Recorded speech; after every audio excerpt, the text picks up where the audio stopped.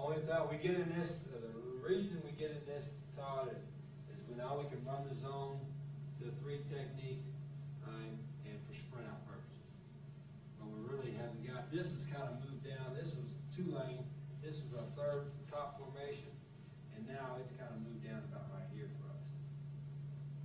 We're a little bit more full wide, and we'll do how to use a tight end, choose no back tight end. But we jump in every once in a while and all that. Now, that's called ram for us. We also will have ram bring the Y over here, and this is a lot of teams base formations, tight end, 1-back slot. We call that ram over. So we'll jump in that for the passing game. Sometimes if you want to throw, just for instance, let me just give you kind of what we're thinking. Say you want to, because we're all big. We can't throw the hitch, can't throw anything. Say you want to throw the hitch. The guy you want to throw to is your X most of the time, right? That's your best guy. But say they will a linebacker over here in cover 3, and he's cheating out here and he's buzzing out there. Well, you can't throw the ball to your X. All right?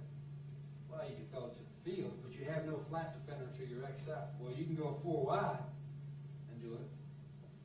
And now that will linebacker has to hold for that hitch or buzz out, one of the 2.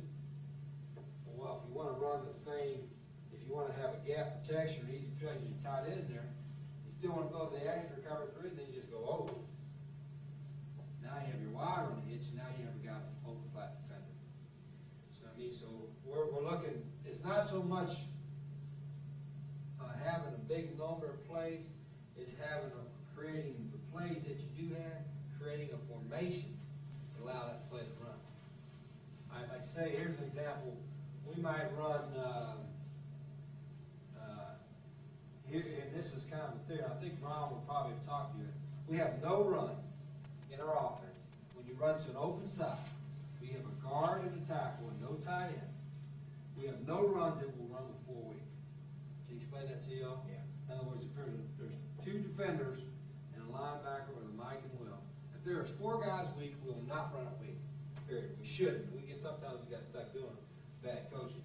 And it don't matter what formation. If you're in high backs, if you're in 1-back, no back, it don't matter. Any offense you're in, if you run to a 4-man side over here, you're dead. You're not going to. You just ain't got enough people, and you got enough people to block. You got 2 cover back, you'd have 3 to block 4. Now, say a team is just going to give you 4 weak all the time, right? Because they want that will linebacker to be over for the X 4 week. Well, sometimes if you bring the ram or the guy over, right, and they don't move another linebacker over there, right, now you've got a way to block 4 week because you got an extra guy. You see what I mean? So an answer for us sometimes, if the guys are going to move us 4 week and just keep us 4 week, when we want to run week, just bring the slot over. If they move 5 over here, then shoot, then you got all kinds of numbers running tight end. So I mean, there's kind of that's kind of the way we look at things in that regard. So that's what I'm talking about, numbers. Don't run anything with 4 week. If you got 4 week, we ain't running week. And we're a big weak side running team. But that one ran the line over. And we don't use it in that much. Rip and Liz far. Are you all running that formation? Yep. All that is rip and Liz. And a rip and Liz baseline. In other words, the Y is -1, the Z is +5, and then we line up the fullback or tailback out there, way out there far. He's a decoy. When he's out there, he has one job: go deep, run a guy off. If you want to get that booster boy in the game, line him up at F and tell him outside release, run deep. Can't always screw that up. Now we will put a wide out every once in a while out here, just to be a little tricky. But usually it's our fullback or our tailback. We call our 1-back our fullback, that back. But and most teams will put, it's pretty simple. This is part of the theory. If they leave it, if you go far, they'll leave a corner out there. But if they leave the corner out there, it tells you it's zone coverage, right? If they put a linebacker, which our defense did on occasion, they take their Mike linebacker or their Sam linebacker and line him up out here. What do they tell me? What covers it? Man coverage. So it doesn't doesn't bother me, so if we wanna put our one back way out there far, and they take a linebacker line up out there, well, shit, you done telling me your man covers. And the whole theory is, if you know what they're in, any offensive coach, defensive coach tell you, if you know what they're in, you blow them up. And that's part of the premise of being no huddle. If you can predict what they're gonna be in, whether by formation or by tempo, every coach in America call a good play. If I know what they're gonna be in every time, you're gonna call a good play. And that's the whole key about the tempo, and about the formation. We're gonna predict what they're in. So usually teams will do that. They won't put a linebacker out there. Plus, he ain't out there comfortable in space anyway. I bet you there's been times we threw twice at Tulane. We thought last year there's times this guy's wide open in that field, but we never looked for it. Looked for it, but we could. But anyway, that's far. Another formation, especially for throwing the ball, that we like is wing. Rip and Liz wing. I'm using this. +5, -1, and then our back. Or an extra wide out there right here on the wing. He's 1 and 1. This is one of the best passing formations that we have. Now, I first started doing this at Global, putting him in the wing.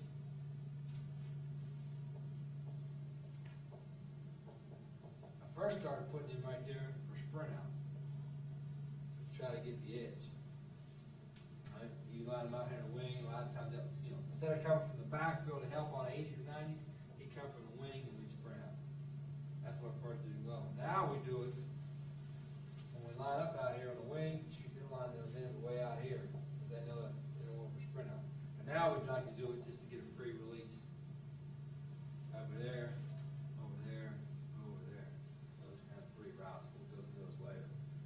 Wing, for the wideouts, Rip and Liz, wing is Rip and Liz. The wing is just referring to the back line in the wing position. And then Coach, you always go strong side, does he always go? Always line up to the strong side. And how we call this, obviously, R words and L words. For us, our Y and our Z. Our Y and our Z line up to the strong side, to the call side. So it's real to the right, Rip to the right, Ram to the right. Our X always lines up away from the call. Our H is usually paired with the X, but he can, like in Rio Leo, he goes to the other side. He's the faster guy, he's got to move. And then the back, I said, if it's a one-back set, right, the back is in the backfield. If there's no back, then the formation. Far tells him he lines up far. Wing tells him he lines on the wing. And open, he's out of the game. Okay, now open right, for us, these two formations, theory-wise, are basically the same. This is open. For the wideouts, they line up in Rip and Liz, but they're both off the ball. And then we have a tight end in the game. So that's open right. So if you look at it, it just looks like Rip wing. The only advantage of that sometimes is you can have a tight end they put in, it's been our experience, that they forget about it. So you can get him snuck down in there. We can score over Georgia Tech on that, what we call a little up route. Taught it up to you. You got a 2 safety look, they both kicked off. Tight end, had a quarterback step up, like trap, pop back. We do about 40 yards. But we can do that.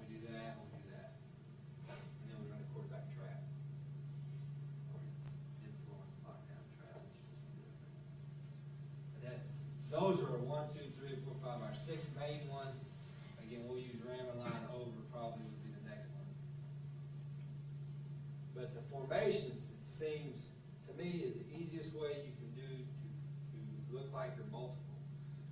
But yet be very simple. Because it only change, all it does is affect these guys. And they can remember, the big thing is lining up as quick as you can, and then lining up with the right spacing. A lot of them are the same, this is the same as this, and the same as this, and the same as this. So, this, the ram and line, is the same as this. This is the only one that are different. So, a lot of the formation where you appear multiple. First thing everybody you play, first thing you do on Sunday, or Monday, whenever they first meet, practice as well. As a defensive coach, what's the first thing you do with your guys? Formation recognition. Formation recognition, cover down, right? Can't leave a guy uncovered. We got line up in this formation, this is where you line, this is where you line up. Right? So that first thing is offensively, what we do is teach us look for an uncovered, because that's what you'll screw up.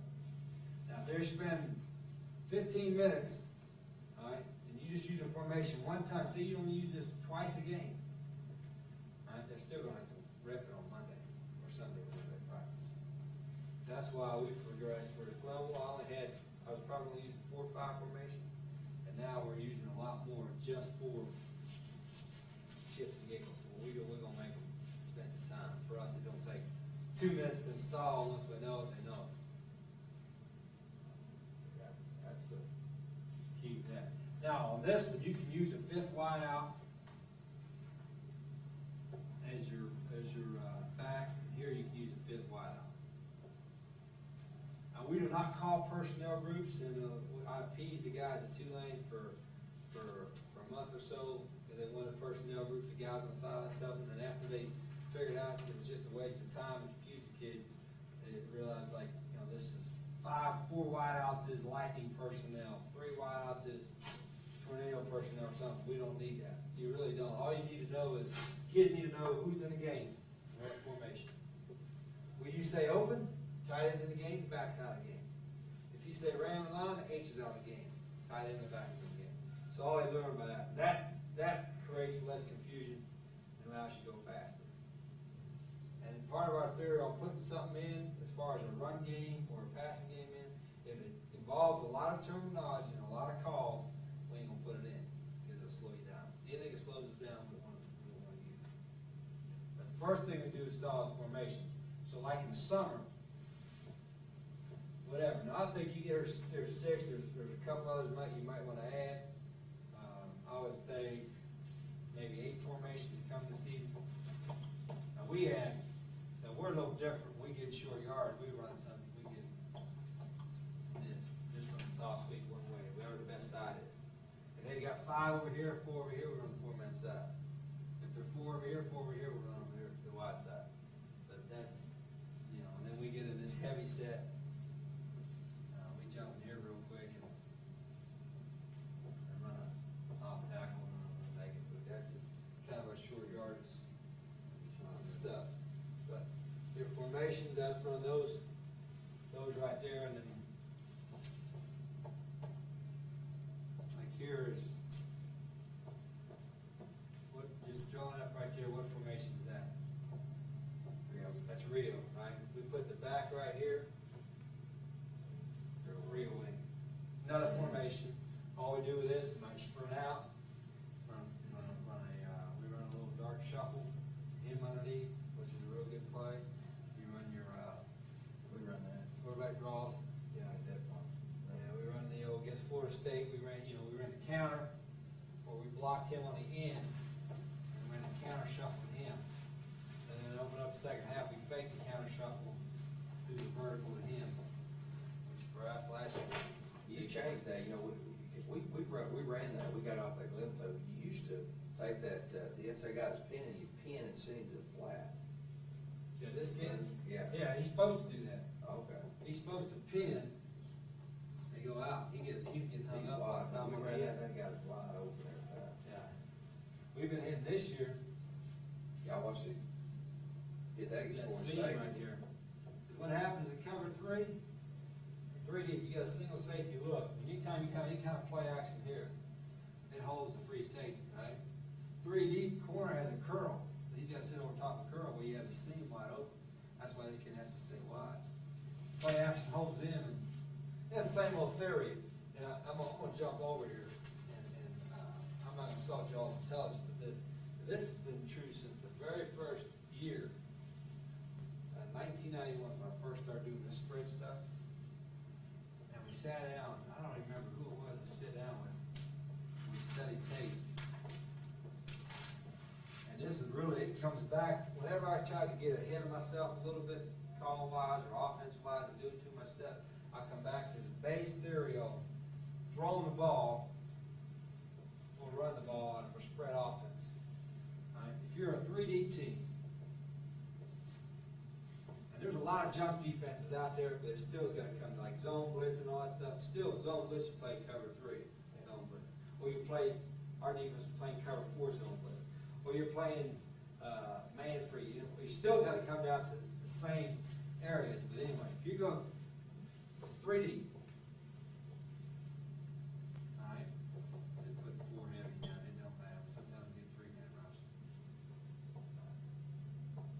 And then this is the way, basically the way I tell our quarterbacks too. And it takes them a little while to understand that, but after they keep me thinking about it, it's so simple, it's ridiculous. Go 3D. All right, if you're going to throw the ball, where do you want to throw the ball? All right, you're going to throw the ball in the flats. And where else? There's 3 areas. 4 vertical down the seam. All right, the seams, right here. And the last area is in directly middle pit. That will be the very last. So if you're going to throw the ball in 3D, that's the routes. You want to have routes for people going in those areas. Right? So you throw hitches, you throw hooks, you throw hitches, hooks, you throw seams, you throw curl flats. Now there's 2 ways to do it. You want to either throw it to where they ain't, right? Where they ain't out here in the flat, or throw it to where they got to run to cover. In other words, they got to run to cover the flat, and they got to run to cover the seam. So that's kind of a simple theory in the passing. Now, if they're a 2-deep team, and that's starting to come back a little bit. Some teams play more hard cover 2, say Sam, Will, Mike. Okay, if you're a 2-deep team, where do you want to throw it? Middle of the field, deep. Outside third,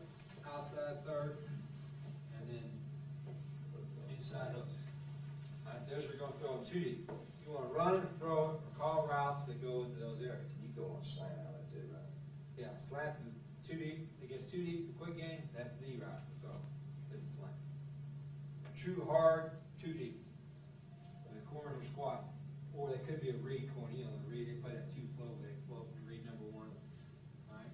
Now for us, we're more comfortable throwing it on the perimeter and run. If the perimeter's open, 3 deep, cover 4, we'd rather throw it out there. If it's 2 deep and the pit is open, we'd rather run it. And the biggest reason why we think our theory is that. Well, we'd rather throw it out here and then run it in here. It's safer. Yeah. Especially with a short quarterback. If I've got a 5'10" quarterback or less, and I want to throw it in the pit, I can't see. I get a shotgun, I can still see better, but I still can't see as well because I got tall guys in front of me. Now, if I'm a 5'10" guy, I can see out there and I can see out there. So as a quarterback, if you want to, what's the first thing he's going to tell you? When he throws a pick, you jump on his ass, he comes back, what's he going to tell you? I ain't seen it. No shit. I hope he wouldn't do it on purpose, right? But that's what they're going to tell you. I ain't seen him. Well, a lot of times it's true. Right now, I'm teaching our quarterbacks 5'10". When he drops back, and if we have something in the pocket, a drop back pass or whatever, when he drops back, he'd step up. If he didn't see, he just took off. Instead of just moving his head 3 or 4 inches one way to create vision, he didn't know how to do that. So he's kind of learning that you ain't got to panic when you don't see. You just got to move your head a little bit. But irregardless, we throw the ball on the perimeter and run the ball in the pit because it's safer. Less turnovers, better vision for the quarterback, whole 9 yards. Now, if the team is a 4-deep team, in other words, they got the safeties on the hash, and they have corners that are all on the same level, 4 cross, corner, safety, corner. We treat that basically as a mixture of 2. The flats are open. We treat cover 4 as the same as cover 3 as far as where we want to throw the ball out on the perimeter. If you play cover 4, we're going to throw the hitches and hooks and curl flats to death on it out there. And when you come back down, well, that's why you don't need. We have, and I've got a copy of it. You might already have a copy of some of the route packages. We have about 27 route packages. We don't use a passing tree. we're a 9-cut, 6 route, and we do like y'all do. A route package tells everybody what to do, you just gotta memorize it. You don't need 27, you probably, before I leave, we'll break it down to ones if I was to start an offense today, which ones I'd use, and probably cuts this down to about 12 to 13, including the quick game. All you gotta have in your route package, on your list thing, is something that's good against 3D, 2 ones that are good against 3D, 2 of them good against 2D, 2 or 3 against 4D, 2 or 3 that are good against man coverage, and then 1 that's a catch-all. I'm all for that. Yeah. And then you just execute the hell out of it, and you run it out of different formations. In other words, you run it out of reel, you run it out of rib, you run it out of far, you run it out of wing, you run it out of open. Right. So there's that's where you can, appears, boy, you guys are doing a lot of shit. No, we're just doing a lot of different formations, a lot of window dressing. But the first thing you do is teach we teach is as far as the quarterbacks go, is the formations, all right, and then how can they line up like I showed you before. All right. Rio and Leo, or Rip and Liz. And the same thing we taught as quarterback. If it's Rip and Liz and it's a cover 3 team, how do they line up? It don't matter who they are in America, they're going to line up like this. You just put X in there. They're going to line up 6 in a box like that, cover 3. If you run a formation, they're the same cover 3 team, you run Rio, what are they going to do? Slide. They're going to leave them there, they're going to slide over. Slide them over, up, exit 1-on-1, right? Always look for X 1-on-1 and always look for uncovered. First thing you look for, X 1-on-1, uncovered. X 1-on-1 or uncovered. All right, if we're the same thing, we're Rip and Liz, I guess that's kind of the formation everything's based off of first. And you go no back, far. What do you look for? Uncovered. They keep 6 in the box. Can't keep 6 in the box and no back unless it's cover 0, right? As long as we're safety deep, all right, we got somebody uncovered or we got numbers somewhere. Right? So if they slide them all out, like cover 3, you're still in good shape going to the flat. Now we got 5 in the box. See, the misnomer about us, well, about really any team that runs the ball and run back, when we're in a no, everybody else is no back, they call no back, it's really a 1 back. Just that 1 back happens to be a quarterback. When we're in a 1 back set, for us, that's really a 2 back. Just that one of those 2 backs happens to be a quarterback. And that's part of that. Thinking about that. All right? And then as far as teaching, as we put them in there, I'm jumping around here, we're calling-wise, play calling-wise, as long as you have a free safety in the deep and middle field, you've got everybody blocked, and you're going to have everybody blocked, and you got numbers to run as well. So we tell the quarterback, if there's a free safety in the middle of the field, all right, we don't have to worry about getting outnumbered. Now what happened is our defense would give us 2 safeties deep, and then zone blitz and really engage and play like cover 0. As long as they get a safety deep, you got numbers to run. If you got 2 safeties deep, now you're really outnumbered in the run game, but you obviously not going to have anybody covered free in protection. If there's no safety deep, in other words, we call that from about 8 yards in.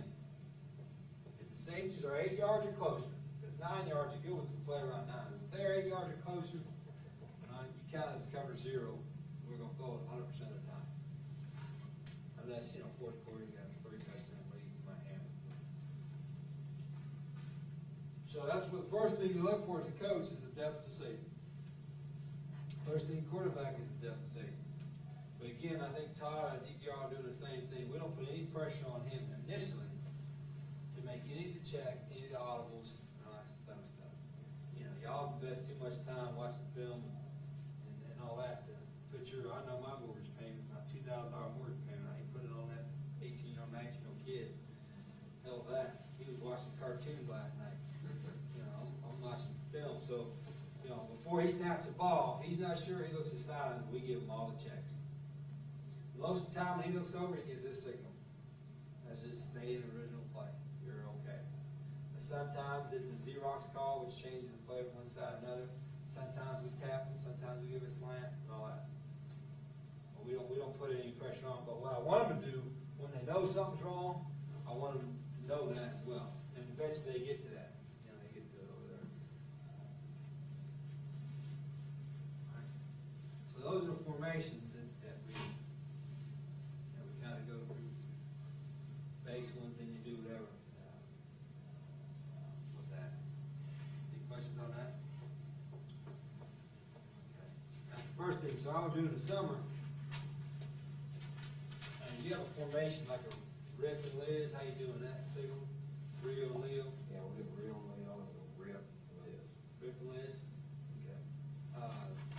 Like they would have a 5-minute. We used to do this pre-practice, and just wide outs, quarterbacks, running backs, just line up in formation. Rip and hurry up line. And everybody, you might have all, even your JV, your freshmen, they can all do it. Then you might have 5 X's standing there.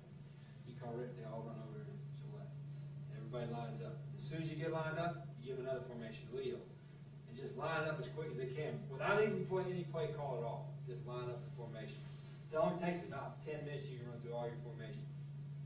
But the key is to do it on the left hash, and go over to the right hash, and then never, you know, because part of the game is in the middle of the field, move the balls to the middle. And have them recognize where the ball is at in relation to the hash. Okay, now, if the ball is in the middle of the field, right? Now, I did tell you wrong here on the X is always 5 yards. If the ball's in the middle of the field, it does change your alignment. If we said rip, the ball's in the middle of the field, both wideouts are at the bottom of the numbers. That's X. That's the bottom of the numbers. And then slots with the difference. Says wide as he'll ever go. What's that? Bottom of the numbers is wide as he'll ever go. Yeah. Except, well, I say that, if we sprint out, if we're in the middle of the field, we don't sprint out as much because you have less room, but if we're in the middle of the field and we sprint out, then we put the Z 5 yards from the sidelines. We never sprint to the X. We always sprint to the strong side. So then if we do sprint out, then we put it in the 5 yards from the sideline.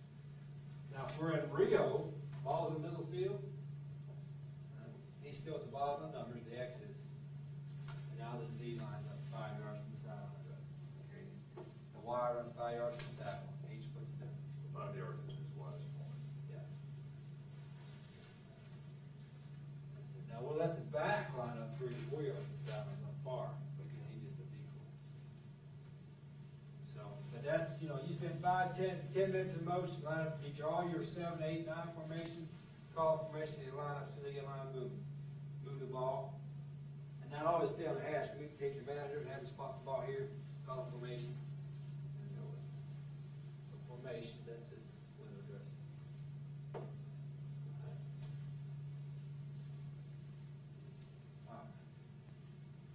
Now, everything for us, the passing game, the first thing we put in, and we can't do anything, we can't do the quick game. And the quick game for us involves these routes. Quick screen, which you call radar novel.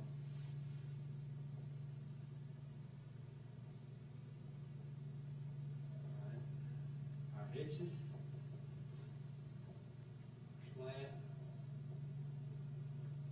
our bow,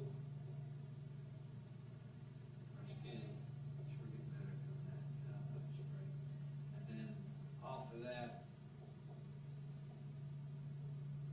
we call tap, which I think y'all call the same thing, convert it. Hitch to fade. We don't do anything that's converted on the run, everything's converted pre-snap. And the reason being, it's good to have, and I used to do it like everybody else in America. If we had a hitch call in that corner with squat, either cover 2 or press man, and then he automatically convert it to a fade. Well, then you get these people that play press bail. And now you got your quarterback thinking one thing, your wideout thinking another thing, and you're caught between a ship and sweat. I'd rather all be on the same page.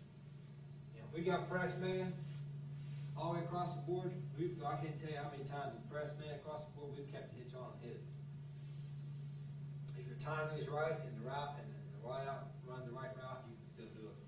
If it is press too deep, I should say, if it's hard corner cover too deep, and we think the corner's staying hard, and the reason that we tell this, I just tell you how I'm thinking. Usually, I don't want to have a nickel back. If the safeties are 13 to 14 yards or deeper, and the corners are tighter 5 to 6 yards, it's some kind of cover two. It's either hard cover two or a float two, right? But usually some kind of too deep look. If these safeties are about 10 yards, and the corners are about 6, 7, 8 yards, or close to that same level, it's usually some kind of cover four. That's why I said the depth of the safeties. Right? Because if this corner is going to squat on a hitch, right, that means this safety's got responsible for a half the field. You played safety, I played safety in college. If my ass had a whole half the field, I would line up deep. Especially the further they spread me out. What's the number one rule for the safety in 2 deep? Deep is the deepest, right? That's right. Same way as a corner. If I'm a corner in 3 deep, what's my number one job? Deep is the deepest, wide is the widest. My ass better get back there. I'm going to get fired, and everybody's going to know who I am if I get run by in 3 deep or 2 deep. So usually if it's a true deep, these safety, sometimes if they got no confidence, they'll line up 13 yards, 14 yards to cover 4. But most of the time, they're deeper, they're tighter. It tells you the corner squat. If the corner squat, we call it hitches. We saw the corner 4 to 5, the safety deep. We'll pre-snap, we'll give them slants. So slant's a great route against 2 deep. Why is a slant a good route against 2 deep? We'll linebacker make a decision. All right. And what's going on with 2 deep? I'll just show you, because you run a spread, you'll know this. 2 deep. Count those 2 out of the run game. Count those 2 out of the run game. Those 4 are not factors in the run, because you run the ball in a pit. Got a Mike linebacker, and you got Sam or nickel, easy for us to difference with. They more probably 99 times out of 100. That Will and that nickel or that Sam linebacker are going to be lined up where? Inside. Why? If their ass gets outside leverage, golly, all you do is stand in front of them. You're going to run forever. So they're more often in here in that gray area, aren't you? They're in that gray area playing in and out of the box, kind of half in the box, half out of the box. But now when you run a slant, right, especially when you push 3 steps to go in, they got to stay inside that guy. That's why this area is open for slant. Here or here. So that's just kind of why we know 2 deep. If we know it's a hard corner, shoot, we throw a slant all day or run it. But if we want to throw, quick game, we think we can throw the quick game against every. That's why that's the most important thing you can do. I don't care if your quarterback can't throw 40 yards. All right? The most important thing you do is be able to throw the quick game because you can call it against everything, every defensive number man. Even if they drop 10, you can still throw the quick game. The quarterback finds the right guy. All right? So that's the first thing you do, we'll do obviously every day with practice, all the different practice we work on is catch and throw out of the gun. Speaking of everything out of the gun, that's radar and lava. You get more often than not, for us, it's more of a check as opposed to original call. This year against, if you played a team that is a true 2 deep, 4 deep team, a zone team that doesn't play man, whatever, you can go no back. We call this the empty formation. That probably would be the next formation we put in, where that's the X, that's the F, that's the Y, that's the H, that's the Z. So we call that empty. This was big for us at Glenville because of we had some pretty good pass catchers here. We'll call this as the original call, radar and lava, and it goes to a block, block, block. And it goes to either slot. You got uncovered, we throw to the most uncovered. Wake Forest, we ran it 13 times. We had 20 some other times we didn't run it. Well, we should have. That's what we did a bad job coaching. So that, if we run it out of real Leo, as an original call, we call originally call because if it's leaving this guy uncovered with a plain soft band or soft coverage, then we usually P-fake with the back. He's just gonna catch and throw. Alright, so we would call our signal, radar, P. Here's our signal where we did radar with this. So say radar P, tells the back to P-fake. Quarterback doesn't do any faking at all. The back just catches the ball, the back just crosses the front. The only thing we tell, just a little coaching point, we tell the quarterback, if the snap happens to give right here, and he gets the thread on the snap, now we tell him to keep the ball low as he's bringing it up, as opposed to the ball, if he's got to work the threads, you just get the most important thing to do is catch it, get the threads and throw it. But if he gets a perfect snap, places it right there, then he can go ahead and keep the ball low for just a second and then throw. Kind of helps guide the ball. Just catch and throw. All right, White House block man on. That's it. Now, if it is man coverage for the H on radar and lava, nickelback, whatever, and we push it, all right, 3 steps, and then we'll crack the guy over top of the line. Like if we were playing a loose man team, you could run to either side. Rip the Liz. This way you have a chance to get a really big play. If you play a team that's going to play a lot of loose man, we're going to push and crack. Hopefully, figuring on man, he's going to take his guy with him and take him out.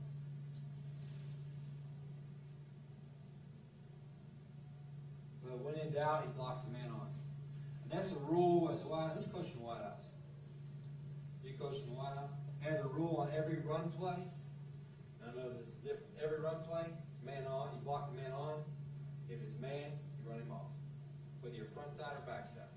Now, how do we determine man or zone? Because our guys still screw it up half the time. Right? When you're running down the field, where's his eyes at?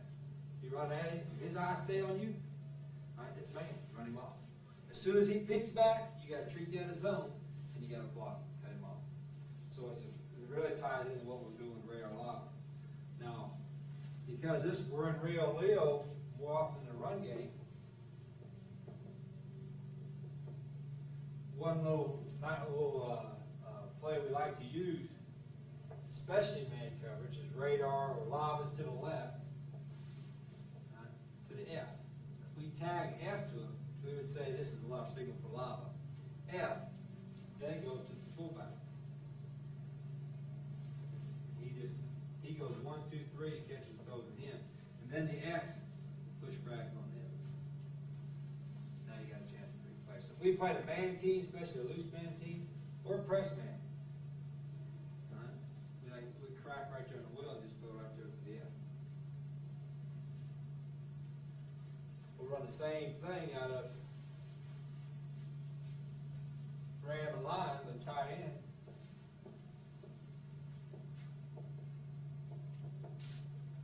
Radar F. All the back does is here. Right? 1, 2, 3, looks for the ball. He's going as fast as he can. Quarterback's going to catch and throw. Block man on, if it's man, he cracks. You can amazed how many times you can get him out flanked. Like right here. Don't say block man on, even if it's zone. Maybe he's got to run it down. Make a play long on the field. That's kind of like our version of the top sweep.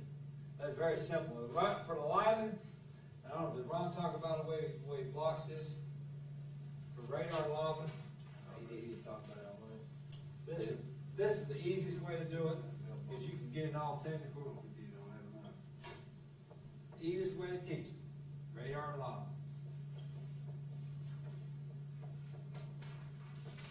There's 5 in a box or 6 in a box, it don't matter.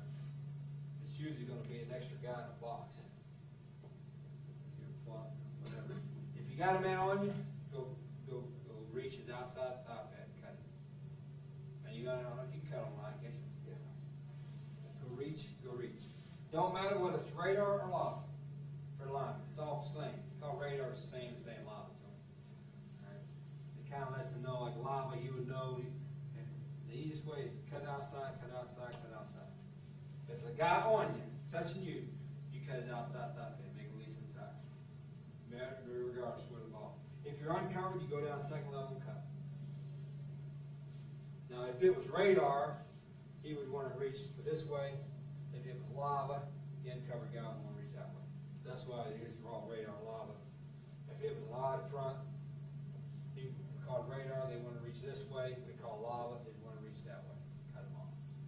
Just tell them where the ball is going. Radar, the ball is going outside to the right, so make them lose you to the left. But the tackles, especially, it's important on the tackles that they always reach the outside, because we might call radar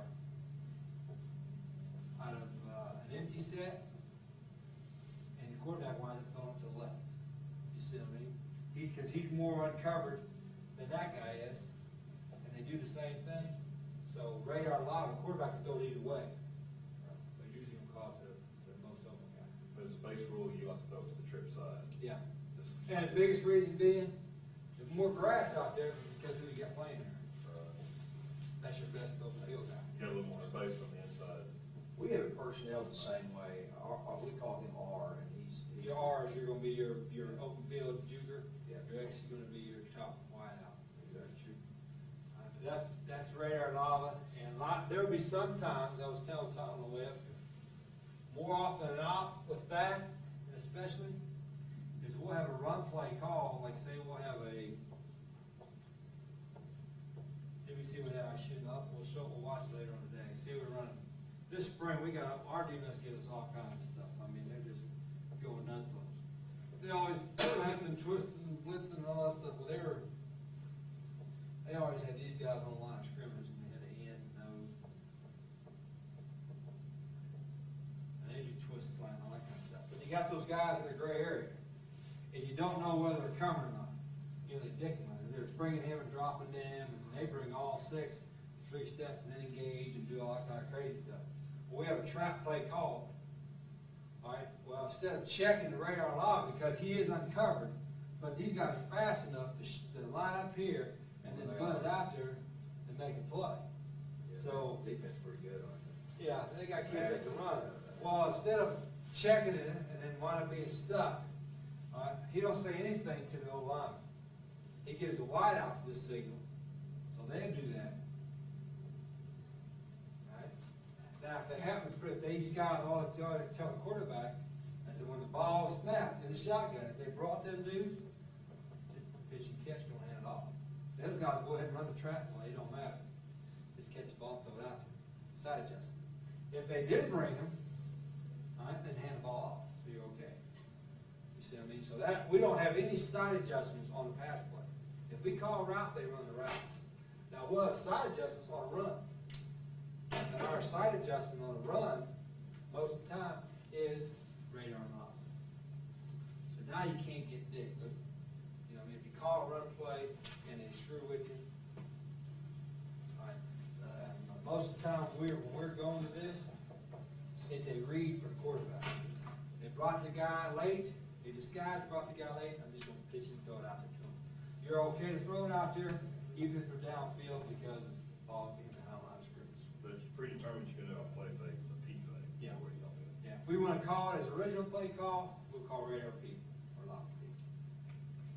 And all the wideouts do, and I've gone both a couple ways with it. Some people bubble, try to throw it on one, full speed sprint. All right, some people kind of stand still, catch it as a stationary target. We kind of walk about half speed away from for width like this. If I'm the wide, the ball's come from there. I kind of just turn about 3/4 way, you give them a bigger target, and just shuffle for width, all right, to catch the ball. All right, the really biggest reason being is so we can complete it. This bubble is probably better, especially if he's cover 3, but it's harder to throw and catch. Now Marshall, he would Pennington would check to it, and he threw that sucker on a full speed run. That sucker had to be accurate, it had to be on time, and time especially. You know, and the same thing as anything else. If you don't complete it, most of the time you ain't gonna wind up calling it. If you ain't gonna wind up calling it, you might as well not have to play. So the completion of it, and all this is important, but especially this, you gotta be able to complete it to have enough confidence, to have it as a side adjustment, to have enough confidence to run it. And if you're gonna run a spread offense, you know, obviously that's one of Because those. we ran that last year, completed 98% of the time for 12-yard average. like to shuffle for it? No, we wouldn't. No, because we were lined up about 2.5 yards deep, like I was telling you. Yeah. And it was control, they were under control, but they were working towards the line of scrimmage and gaining width right now. But, you know, they weren't just taking off full speed, they're under control, squaring the shoulders. And all we do is, just so we can complete it, and especially our quarterbacks don't, they got decent arms, but not real accurate, it's just, they get width. And we turn 3/4 solid and give a bigger target. We're turning the same way, we're just not shuffling, but we're under control, but it just helped us outrun that guy inside. We'd throw it out there, and they'd be a Will linebacker, you know, 2 yards inside of him, and we had a guy that really run. In cover three, that's the best way to do it, because the corner bails out, strong safety's there, and the guy you were throwing off uncovered is there. Marshall actually has these guys sprint like that, and then turn and wait on the DBs, and then they bubble them there. Sometimes you get it uncovered, again, you might have probably block better than ours. Them suckers don't, I don't want to count on them guys holding blocks real long. Sometimes you get uncovered with a corner squat, safety right there, and then you got one guy playing between two, nickelback, and the next guy's here near a box. So we don't want him running over there to this hard corner, because that's a hard block for that Z to hold. We just block it here, we'd rather have him catch it than go right through there. 'Cause that corner, if that's a true 2D corner, his ass better be outside leverage, and he better keep everything inside of him.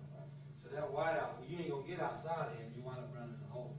So that's when we kind of tell the wideout is you kind of shuffle, you know, kind of see where the hole is gonna be, and then just try to get it up. We did a lot of play action off of it too, you know, like Yeah. you did that P. All that P fake will hold it. As original, anytime we originally call it, if there's a back and back for it, it's a P fake, but so that's radar live, and with, you know, quarterback, big keys to catch and throw, get the laces. We tell them, put a foot in front of the numbers, don't slow them down, put a foot in front of the numbers, let it go. And then the run game, you know, a lot of times we have a run play called, we got a guy sticking around or a guy uncovered, he'll just give it to a wideout and not give it to anybody else. You ever change that signal? Well, we do it this and this. And then this spring, sometimes he would do this. I understand. But, usually not a big deal. But see, a lot of times, sometimes the run, they'll give them this and not throw it out there to them because they didn't bring the guys. You see what I mean? So, sometimes they'll give it. So all you gotta do is have a dummy signal or create a dummy. It's like a hitch, we call hitches. If we want to convert it, we tap our head. Right? Everybody knows when he taps his head, oh, he converted. Well, what if he's handing it off? And what if it's a run play? You know what I mean? So they just tell your quarterback to give a dummy signal. Once you screw them up one time, then they quit looking at them. But that's radar. You've been using the same signal for how long? 10 years now. All right. The number one route, the throw, if they eliminate all routes in football, and again, only kept you one, be the hitch. You put any formation up there. But for us, the hitch is a 5-step hitch. We teach you 3 and 2. In other words, 3 big, 2 gather. You got to have gather steps at the end of your route so you can plan to come back. So it's 1, and our inside foot's always up. That's the way y'all have it. Inside foot's always up. So bundle X balls in there. Inside foot 1, 2, 3. And attack is outside shoulder. 4, 5. When I get to 5, I throw my inside elbow and my head back. And the big key to me is throwing the inside elbow back. And our X and our Z are outside receivers. I always attack the outside shoulder of the corner, whether it's zone or man. They attack the outside shoulder of the corner. 1, 2, 3, 4, 5. Turn back and go. Stationary target. I'd rather throw that than that because it's an easier pitch and catch, right? Sounds like clinic talk, but when you throw the ball, home with your dad or your brother, whatever, you ain't out there running out routes and flag routes. Your ass is standing still. My boy's 2 years old. He's old enough to throw. I ain't running no flag routes. I'll stand there and catch and kick. Stationary target, so you can complete it. All right. So if we call hitch, everybody runs a hitch. What's the depth of that usually, Coach? Around You want to 5 get 4 to 7? 5 yards. 4 or 5. 4 at least. You want to get 5. A taller guy ought to get 5. I would think with 5 steps. Some of our guys, and these guys are off the ball, so they'll get about 4. And if it's man coverage, the slots attack the outside shoulder. If it's zone coverage, they go directly over their line. Wherever they're lined up, they go directly. How do I know if it's man or zone? Pushes his eyes out on the snap.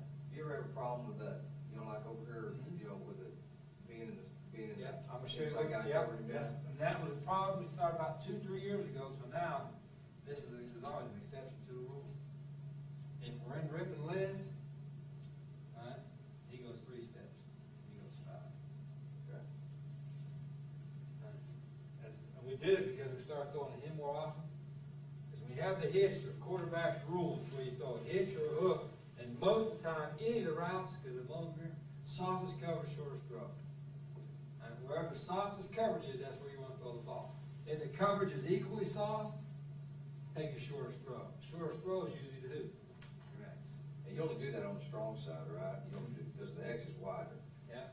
So he's 5 steps, he's 5 steps, and for ripping Liz, he goes 3. Okay. And it's a 1, 2, 3, 2 big, 1 gap. I hope they get them on the same level. Quarterback is gonna catch and throw. Pitch and catch, you ought to get it off in less than 1.5. Get the laces and throw. Turn the double play. That's what we use now. You do that drill with the ball. Yeah, that's what we've Pitch been and catch. doing. Yeah. Catch and throw. We do a lot, we've been doing a whole bunch of it because we're, you know, they're not used to it, and we're good at it Yeah. right now, because, you know, they're used to taking. That's the hardest thing, the hardest 2 things that the quarterbacks have to learn when they're not accustomed to the shotgun is to catch and throw and get rid of 1.5 or less, you know, and then throwing it on the run without pitter-pattering your feet. We sprint out, we don't gather our feet to throw. We're throwing off our back foot, off our front foot, whatever step that is, that's what I got to throw it off of. That's the most difficult part of that. But that's a hitch. If they press it, we keep the hitch on. If we want to convert it, we just tap it. Sometimes we tap the side of the head, all right? If we tap, this is where our main base rule is, if we tap the top of the head, it's the outside guys. If we tap the side of the head, it's the inside guys, converted to vertical. The only time we ever tap a slot is cover 0, no safeties. And when we tap it, we only tap one of them. We see very little cover 0. The bowl game, we saw more of them.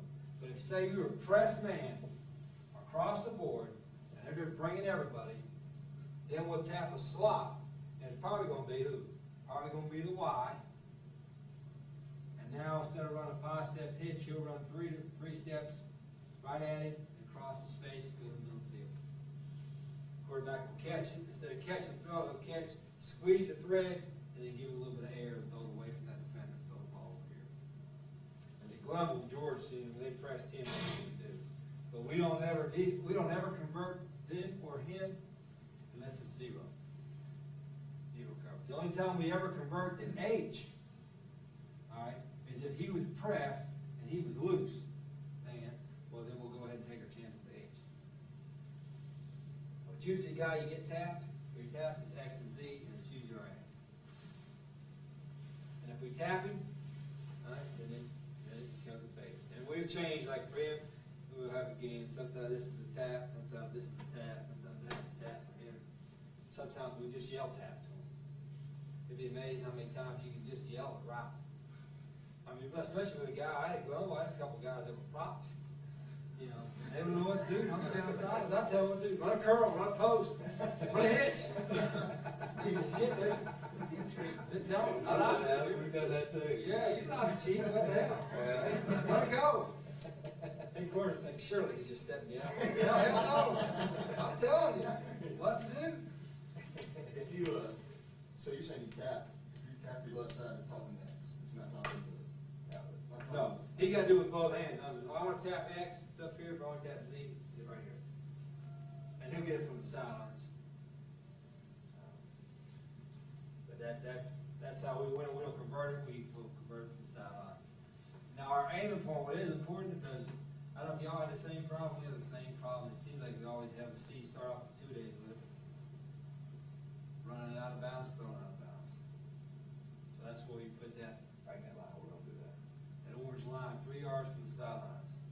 That's the quarterback's gray area right there when he makes a bad throw. All right, so if he gets pressed, because they're going to press you to the sideline, they're good with it. If he attacks the man, gets on top of him, that's the key on widelines. Get on top of him, step on his toes, get around, because he has to outside release. And if he presses the outside of the orange line, you got to lean back in. And then and we tell the quarterback to drop the ball in the bucket on the orange line. Catch and throw, and drop it over, get a lot of air, kind of not a lot of air, kind of like an inverted clothesline, drop it on the orange line. Give a chance to make a play. Don't throw it out of bounds. There ain't nothing piss you off more than having a guy run right by a guy, quarterback throw it this far out of bounds. That's still out of bounds. Might as well be 30 yards out of bounds, be this far out of bounds. When we tap it, you have a little more room in the field, but again, our Z's not as good as our X. When you tap the Z, I mean, he's got about 10, 8, 9 yards over there. It's kind of easy to throw to. When we get a Z as good as our X, then we'll really be something. We throw it to our X 9 times out of 10. Very rarely we throw it to our Z. Now, this is all quick game protection. Yeah, I think Ron went through that with y'all, right? Yeah, we got all that. That's either going to be gap, it's either going to be a 5-man protection or a gap protection. If there's no back, it's got to be man. If there's a tight end in the game, as a general rule, if there's a tight end in the game, it's all gap. If there's just a one back, it'll be either or. And we either gap it, line goes one way, the back goes the other, or we man it. When we man it, we use a P-fake with it, because he's not involved. When we call man, it's a 5-man in a quick game. It's a set, cut. It really kind of depends on, it depends on two things. One, how they play you. They do a lot of inside twists, inside stunts, with a gap in the back of there. If they give you a 3-man rush or kind of a base defense, then I'd man. Then you can use your back for P-fake or do whatever. All right, it also depends on personnel. You got a bunch of short, fat, dumpy guys, yeah, that's better gap. I had a guy at Glenville one year, it was 2 inches from a complete circle. 61 inches tall, 59 inches wide. And he looked like this. He looked like, put 3 holes on him, his ass was a bowling ball. But any time he was in the game, he was gapping. And it did run right around him. But that's kind of the quick game. But it's all for the quarterback. It's a catch and throw. Or, as you'll see on a slam, we teach him catch, squeeze the trigger, which is squeeze the bread and throw. All right, the next round we put in is slam. Coach, real quick on the pitch. Yeah. You got those guys 5 yards from the side, or your X 5 yards from the side. Yeah. What do you teach once he catches the ball? Turn it out or turn it back in? Because I've always heard turn back out, but never seen somebody that close to the sideline. So. Yeah, we turn out. Still turn out. We gotta catch the ball and turn. It really depends.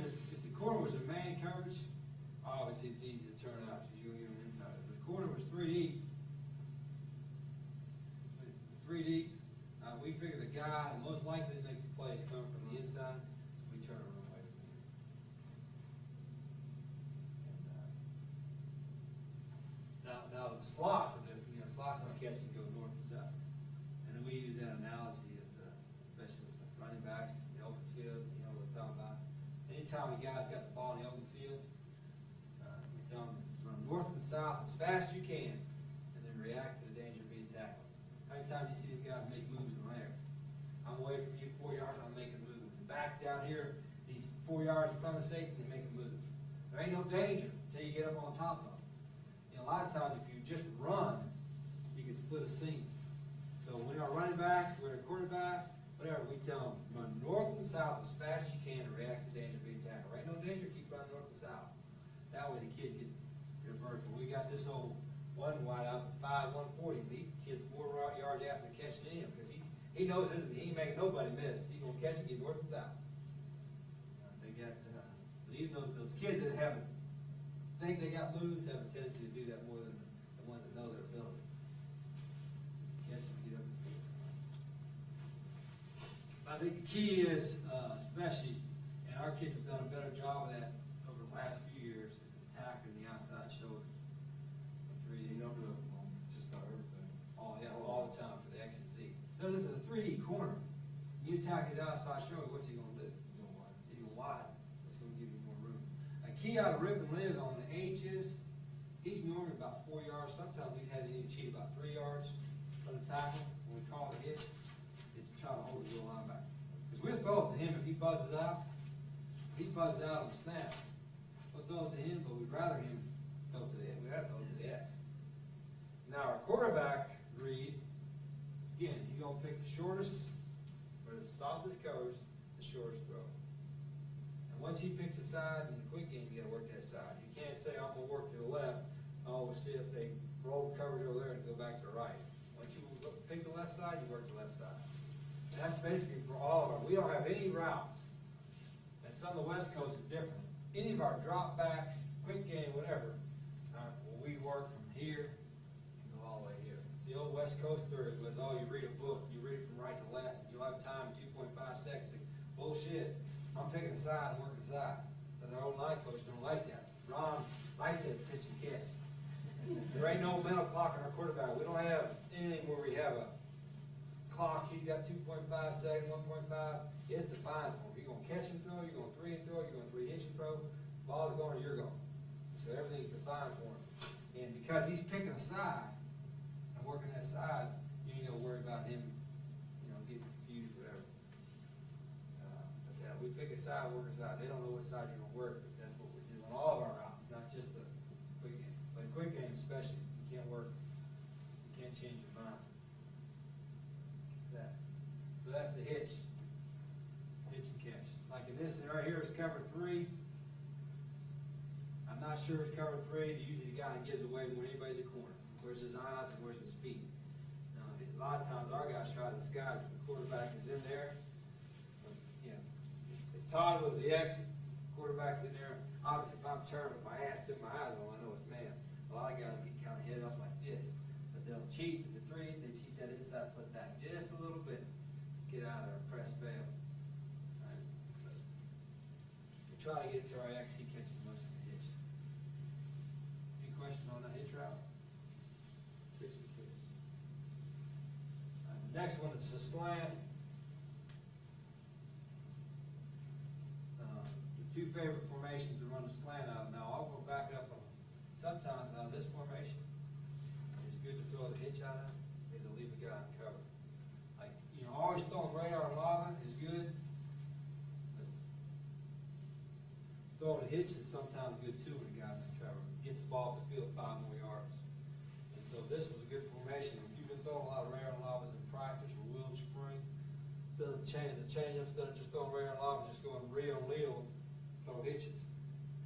I'll let you quarter. If you got a guy in cover, you got this guy in the gray area, this guy in the gray area, this guy split the difference, you're going to hit the Y. They play you 2 deep look with a corner here, a nickel here, and a safety over top, you'll be able to hit your H. So throwing the hitch is another way, Todd, of getting the ball. It's another one of our answers to an uncovered. You can throw a radar and lob and get the ball behind the line of scrimmage, or you can throw the hitch and get the ball 5 yards down the field. I wanted to ask you something, Rich. I was asking Ron this, kind of looking through the packet, and we haven't talked about this, but 160 and 170 red and black. Yeah. Do you always, like, if it's a Rio, it would be red, if it's a Leo, it would be black? That's Yeah. kind of how they match up. That's the reason why you're doing so the back end always blocking the same side? Because I was trying to figure out when would you call, black, and when would you call red, and it goes to formation strength, right? Yeah, and that's just not a habit.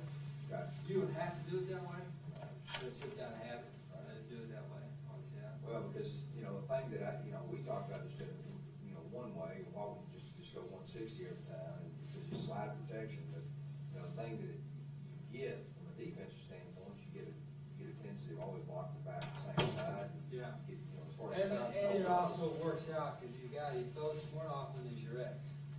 So if you call real red, your back's going to be away from your X. You prefer to throw away from your back. And wherever your back is, that's where the linebackers will be shifted to. Right. They'll be displaced to your back in the shotgun a little bit more. So we're doing that right then. Okay. In fact, and then we throw a slant, sometimes we'll go over here. This is something that we did in spring. We call red P, which we've never done. Red and black P is always been rock and laser P. Right? And we'll P fake here, do a right protection. Just to try to get the wheel step in, throw a slant, right? That's a P. We'll P anything in that. And anytime we say P, it's just the back, it's not the quarterback. Quarterback's gonna get the throw. But slant route is next. Coach, why are you calling red and black, Rambo, Limbo, Rocket thing with quick game is terms. No, and the reason it's saying that instead of 160, because it's easier to remember, it's faster. You know, 160, 34, 160, 34, well, 160 has 3 syllables, 160. Red has 1. Right. That's why. We don't even call 160 anymore. Right, that's what he said. I was just wondering, you know, that, then you've got, your 80 and 90, you go with numbers on those. Yeah. That's probably because I haven't had a term yet for 80 and 90. Once I get a term for 80 We and usually 90. color code it, that's why I'm Like asking. 80 is just 2 syllables, but I might come up with something that says different. You can go with that. We used to color code, like call, what was it? Blue. Purple was sprint right to the right, Yeah. bar, yellow sprint to the left. There's nothing wrong with doing it like that. Yeah. The only difference was that, numbers, as you do more often, kind of run in your mind, as a defensive guy, numbers kind of jumble in your mind more, whereas the terms, they can pick it up if you use a lot of terms. I couldn't figure out why you were like on, say, a 60 protection, say if you're gonna run a hook and you call 60, the receivers are getting the hook. Yeah. So with silence, you really don't have to call 61. No, it's like 65 and That's 61 what I'm and 63, or 64, whatever, it's all the same line. That's what I'm saying. But the second number told them the route package. They don't need to hear that. All they need to know is if that's a 3-step from the shotgun or 5-step from underneath, how, if it's 3-step. And all the wideouts gotta know, all they gotta do is see the signal. That's what, yeah. So you wanna hitch, here's a sign, here's a call. Red. Okay. You want them to go right there? Red, red. Everybody knows what they're doing. That's it. They're blocking 160 protection. All right? If we wanted to go slant, red, does the formation, red, slant. All right. What- That's what I was thinking about doing, is maybe like putting 60 and 70, you can make it blue and white. You know what I'm saying? Sure. And because you really don't need the route combination, because the receivers are getting that Well, anyway. part of that too is part of it like 60 and 70 is a 6-man protection. 560 and 570 is 5-man Right. protection. That kind of helps a lot. That's why the fat boys usually never go smart. Ron does everything. We've already started teaching it that way. I was just Yeah, Ron was curious. in there, he didn't tell you everything he does is based on 14 ACG, because that's what he got the 8th time he took it. Is that right? So, we gotta try to keep it simple. But, But the only thing I was thinking of is like, just from playing free safety and sitting over there, would you, and this, what happened in the spring, because they out there, they hear it all the time, what's already started to happen for us is that he stands there and he'll go red, and the defense is getting, well, this is quick game, whereas when he goes with number, yeah. that's usually a. Yeah, that's why we change, that's why we tell them to change, that's why we have both. Like for most of our routes, there's run plays, there's 2 ways to signal it. Like our Indy, like we have our Indy, you put your 10 most called plays, it's Right. 1 point 10, because there's 2 ways to call it. Right. So you can call red, or you can call red, you can call 160 instead. So there's 2 ways to call it. Okay. You see, I wouldn't lose, a lot of times when you call a play, if you're going fast, they don't even hear what you're calling, because they're too busy getting lined up. The key's the tempo thing, 'cause we ain't Key is- real No fast. question about the keys of tempo, but there are 2 ways to call, like red, black, it's 160, 170, you call it either way. Rocket, laser, 560, 570 nuts. So there's 2 ways to call those things. Radar lava, is radar lava, or 12 and 13. So he'll call radar, and then next time he call 12, 87, 12, 87.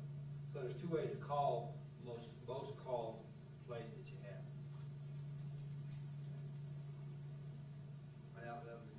That's a good point. For those who would, and there's usually 2 ways to signal. 2 ways to call, because you don't need, this will help me, we'll go through the day. The top 25 or 25 offensive plays. We just start a football team right now, take over the Cowboys. God knows they need help. We take 25 plays. Do it. We'll pick our top 25. I guarantee you there'll be 2 ways to call it, 2 ways to signal. And then just rip the hell out of different formations. In our slant, we run a 3-step slant. 1, 2, 3 slant, 1, 2, 3 slant. They have to go inside. The corner is press man, whatever, it don't matter, you cannot go over the top in the corner. Constance Daniel, conference championship against Southern Miss at our ex corner stayed inside, he jumped over the top, Sean threw it, pick, cost us the game. You got to go inside, three-step. The only difference is we tell the Y and the H, that's the H and the Y, when they run a slant, they'll come a little flatter. If it's press man. If it's man coverage, come a little flatter. Instead of 45, they might even come whatever that is, 60. And if it's inside the 10-yard line, we're going to cut down to one-step slant. That's what Florida does all the time, one-step slant. The only time we ever throw it to the slot, inside on the slant route, is cover 0. And they're blitzing everybody. The reason being for zone, if you throw it in here, a lot of times on zone blitz, you get tricked and they drop the Viet Cong out there. I call it the Viet Cong. Those guys got their little branches in their helmets and shit. They jump out of the woods. All of a sudden they take off. The Viet Cong nowadays is zone blitz. That's what we call it. Zone blitz, Viet Cong. Japs jumping out of damn bushes. Don't let the Viet Cong get you. We'll throw it out there. He's running a 45 degree. 45 degree. 1, 2, 3, then boom, break it off. We get a little bit of a stick on the third step. There'll be one, my inside foot's up, 1, 2, just a little bit of a head nod stick, and then break it hard, 45. A lot of times we'll run out of Rio. When we run out of Rio, 100% of the time it goes to the X. We never throw it over here. If we got cover 0, we might, but we still will throw it over here to cover 0. Right? And when we run out of Rio, we usually P-fake the back. Well, I say usually. If it's man coverage or zone, a lot of times we'll have P on, whether it's red P or rocket P, or we can boom right there. But we don't want to go back on the same side he's going to slant. He's going to wind up going over here or going over here. And then all the coaching point on a quarterback is, if it's man coverage, you can catch and throw. If they blitz the wheel, catch and throw. If they don't blitz the wheel, they got a zone player right in the throw lane. Don't be a dumbass and throw it right to them. Squeeze the thread and throw it to the second window. So all I do is I'm throwing to the X. I'm going to catch and throw. If the wheel blitz, if he didn't blitz, I'm going to catch, squeeze the trigger, and throw it behind him. Now, if you peek fake the back one in there, they didn't have to catch it. You didn't have to squeeze the threads. It's the only guy who reads. Don't never worry about reading corner. Just read the flat defender of the wheel linebacker. All right, now one thing that will happen if it's too deep, especially right here, you'll tell your quarterbacks if they want to be friendly with the wideouts. Too deep, this is a great route to throw because the wheel linebacker's in the box, right? Just it trips open, he's in there. And this window is open, but that safety's going to scream and knock his head off. So we'll tell the quarterback, we still want to throw the slant, but just throw it to his back hip. So throw it, I'm running the slant, 1, 2, 3, then cut across, throw it to my back hip to slow me down. Now the wild starts slowing down his own and your time screw up. Just tell him, hey, trust the quarterback. He ain't gonna blow you up. You just run full speed. If that safety went away, you'll just throw right foot from his number. That's a normal landing point. If that safety or somebody's coming, we'll slow you down, throw it to your back hip. And that's an accuracy thing, but it's really not that far of a throw. And if it's tight man, this is a basic rule on any routes. Todd, and go out and tell the quarterbacks, any kind of tight coverage, the tighter coverage, the lower the throw. If you're going to break the ball up as a defensive back, what are you going to do with your arm over? Bring it on top, right? So if I'm trying to break a pass up, I'm bringing the arm over the top, not underneath. So throw the ball lower, it gives you a fraction of a second more completed. That's any route. Hitch, hook, slant, whatever. Tighter coverage, the lower the throw. So when you see the ball that is thrown high, tipped up, that's where you get picked. That's slant. Once a slant called, we don't convert it. We might convert it to a tap if we had, say we had a slant called, and they're real heavy inside press man. All right, then we might pre-snap convert it to a fade. But if they're just press, we like to keep it on because our X is pretty physical. He'll just beat you out. He'll headbutt you. Our wiles are first press, headbutt first, and then they go. kind of different. We haven't done it much before. We usually just tack the outside shoulder, and then everything's a short swimmer rip. So it's all right here. But right now, because our guys are more 215-pound physical guys, if the guy's right in our face, we tell him to get lower and then headbutt him.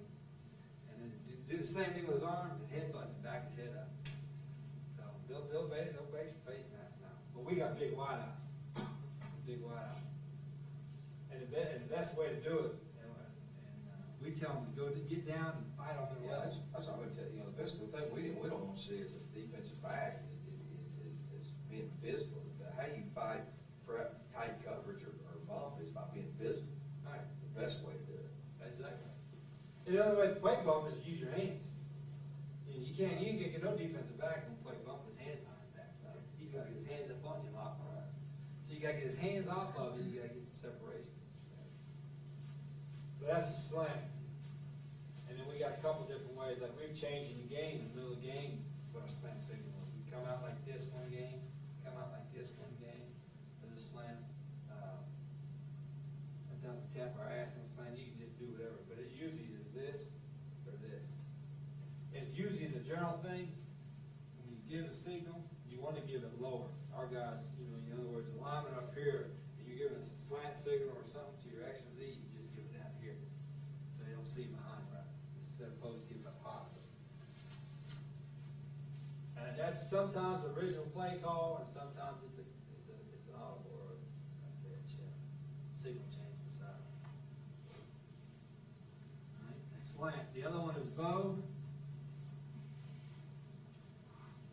And bow, outside fades, just as if it's a tap, 4-step out. Quick hand protection. I played a lot of zone blitz teams or something of that nature where they bring the ends or bring the willies and drop the ends. Right? You don't want to side adjust the slant because the big comp gets you. You want to side adjust the bow, the bow routes. They don't teach those guys when our zone blitz and stuff. Most of the time when they teach zone blitz, what do you tell those D linemen? They don't tell them try to just get in the throwing lane. Just try to get in the throwing lane. You're not going to a particular area, or you're not route reading. You're not reading curl flat or hook slant, whatever. You're just going to try to get in an area, or try to get in the throwing lane. And these fat boys like it to drop back here. They ain't got to go anywhere. Make the fat asses run to the sideline. They'll quit zone blitz. Does y'all's defense play much mixed coverage? It's thirds behind it, but it's a mix. Oh, shit, well, they played cover 4 this spring, all spring against it. I'll show you one of our scrimmages. It was 4 zone blitz, it was twist, this slam. We ain't got base defense yet. Barber coverage. We play a lot of man. It's a mix and match man underneath. Yeah, we do that, they'll match up, they'll pass thirds on. behind it. See, we're gonna do a lot of bumping. Press, Y'all call press, press bail out of our zone blitz with our outside guys, and then we play that. Our linebackers and our linemen, our defensive ends none of our tackles ever run the zone blitz. We always use our ends and our backers and our strong safety. They're all incorporated into this coverage. It's a trade player, a deuce player. It's all about mixing and matching depending on formation. The strong safety, the wheel's always the adjuster. You tell the biggest problem we have with bow route was completeness. You didn't call it much, because you want to throw it against man, like loose man coverage or zone blitz or something. We couldn't, it's a pitch and catch, but as a moving target, we just couldn't get it, really for the last 4 or 5 years, couldn't get it right. So now, what we're doing this spring was one of the best things we did. We're added on here, we call Rambo or Limbo. I put a W on there. And now we sprint to it as a quick sprint. They run the same route. Right, but now in Rambo, he's going to go 1, 2, 3 and throw it. In Limbo, he's going to go to the left, 1, 2, 3 and throw it. And all the linemen do is reach. Zone reach to the call side. We ain't worried about the backside end because hell, we're throwing away from him. So we call Rambo. We always do this in a fast tempo. Rambo, he'll say Indy, but eventually as they go through the summer, they want to. When they hear Rambo Limbo, they know it's going to be at Indy pace. Rambo. We jump in, 1, 2, 3, and the wide out. The slot take forward with a 4-step out. Anytime there's inside foot up, any kind of cut to the outside's even, inside's off. So it's 1, 2, 3, it's a speed out, it's not a square out, our kids are still learning how to do this. So if my inside foot's up, it's 1, 2, 3, and on my fourth step, I get my head around, but I roll it out just slightly, and then I sprint to stay parallel. We don't want to be like this, but we don't want it to be squared out either. It's not a stick out, it's a speed cut out, and an outside fake. Now, one thing with the back, we've got with the running backs, when the running back, sometimes we'll run to the running back side, and sometimes we'll be a no back, there'll be no running back. All right, so what we've done is, and again, you do this through trial and error. If the running back, we call it Rambo, Rambo, Rambo. If he's in the backfield, he tells this tackle solid, which means I'm solid behind you, and I can help you reach. If there's no back, then that tackle assumes I got to get him, I got to reach the wide guy by myself. If he hears solid, he knows I got a little bit of help. But they just full zone, keep your shoulder square, and full zone as fast as they can. I'm gonna go it on my third step, on my third step. Sometimes I allow them to go 4 steps if they're waiting for them to break free, but it's 1, 2, 3, 1, 2, 3. So I'm filling off my opposite foot. Kind of ass backwards, but that's it. Rambo, Rambo, limbo, limbo. And our completion percentage of this is double the spring by sprint to it. For whatever reason, you're running, you're throwing it to a moving target, but you're running toward that target, it's been a lot easier to throw. That's been a big league for us right there. Pressure on that flat defender too. Yeah. Now what we do is, what we have off of this, because after you do it, we kill our defense with it. We'd run into it, be 3rd and 2 or 2nd and 2. We'd hurry up, go no back or different formation, go Rambo, Rambo, Rambo, go and hit the out before they're still lining up. Right? And then they start just jumping it. Either corner jumping or Will linebacker they heard Rambo, they were jumping this out. So we call Rambo, Rambo, Rambo, and give him this, which is our up signal. And he would run 3-step hitch, and he would run there, and then up. So he'd go 4 steps. I do my 4-step out, look, and then turn up the field. And hit a big play. And that's, if they're jumping the Rambo, we call Rambo, Rambo, Rambo, get a wild stuff. You ever try to go to the outside guy?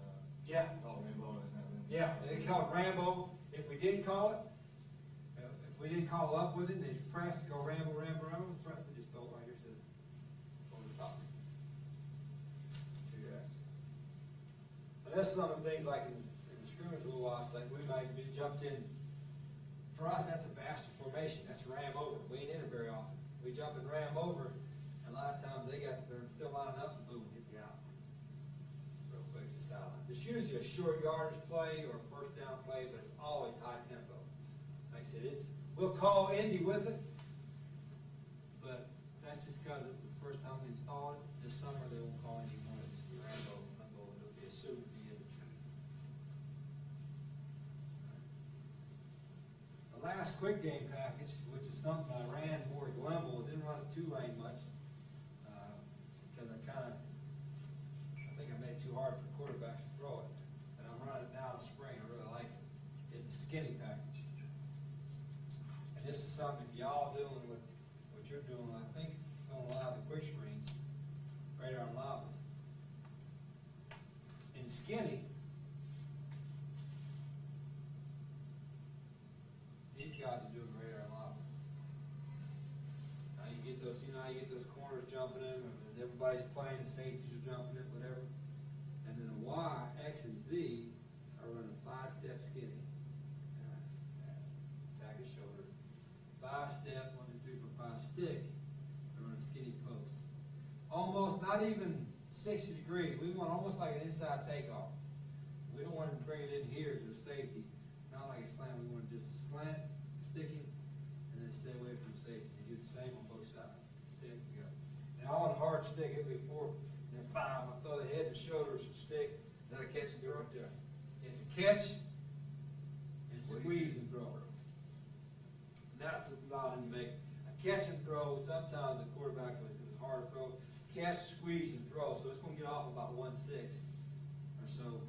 And all he does is read the flat defender. Here's what happened in the spring game the other day. We we had thrown a couple of radar lobas. They were playing this little zone blitz deal, you know, they were dropping these dudes, all that kind of crap, and bringing the wheel and all that. So we were doing a bunch of side adjustments. You know, he was bringing him, but we had a run play call, we were just pulling and throwing side adjustments. Well, shit, we were throwing side adjustments, this safety screaming, tackling about a 4 or 5 yard gain. So you know what happened next? He was called skinny. He was up there, and then we looked at him for, everybody bitched at the corner, said, oh, that corner got beat for a touchdown. Well, it wasn't the corner's fault, it was the safety. He was a cover 4 safety, he was just jumping, making the tackle. See, we were blocking him on the quick screen. He was making the tackle, because he ain't nobody blocking that safety. He's coming up too fast. So if you're running a lot of radar lava, skinny is kind of one of the answers to that. And the other answer to our is cover 3. You can imagine cover 3 is free safety is going to be a non-factor as long as it's in the middle field. If he jumps one side or another, we just tell the quarterback to go away from the safety. You play some teams that play like Florida State, play some outside leverage man, where the will in the corner, the guys that got man-to-man will play outside leverage and funnel everything to the free safety. Well, this is another good thing against that. That's what Florida National Championship 3 years ago, Warfel, and he had those guys. He killed them. They hit about 2 or 3 skinny routes. And Florida State was doing this. They had the safety here. They do all this crap. Looked like cover 4, and then they invert to a robber. But it's all outside leverage, man, because they're going to funnel everything to the robber guy. So Florida was just hitting on the skinny, just killing him right there. That robber guy couldn't get there. He was just picking a side. So skinny is a great route with a single safety, whether it's single safety robbers, cover 3, cover 1, whatever, and when they're jumping to quick screen. Now, if they're a true 2-deep team, and if we're getting a true 2-deep where they're covering down, corner, everybody's covered down, whatever, and we call it, we shouldn't call it, but if we call it, the 2-deep, we check out. Because you get dead route, just sit right there. It's a dead route, we check their run. But that's only if we know they're going to stay in 2-deep. Part of what we look for, because you get so much robber, I don't know if you see a whole lot of it, is usually if one guy's going to invert up here or here, he lines up a little tighter than him, right? That safety will be about 8 or 9, and that safety will be about 11 or 12, and that's what I'll tell the quarterbacks. The depth of the safeties is the key. They're at different levels. One of that suckers is coming up or going in the middle of the route. You just treat that as 3D. Robbers, a lot of people say, well, robber don't bother us at all. In fact, robber helps us. Is you can rob all you want in the middle. Hell, we're throwing on a perimeter. And if you rob for the run game, hell, our goal in the run game is to take everything to safety. Our back's got to try to make the safety miss. But this guy's going to make tackles 6, 7 yards down the field if we don't make him miss. So we don't see as much robber because of where we throw the ball.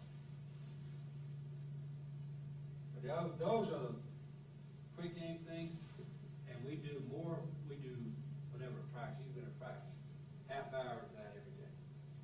Well, everybody else is kicking. Coach, that's really about all we've been doing, is on the quick game. We haven't got much else.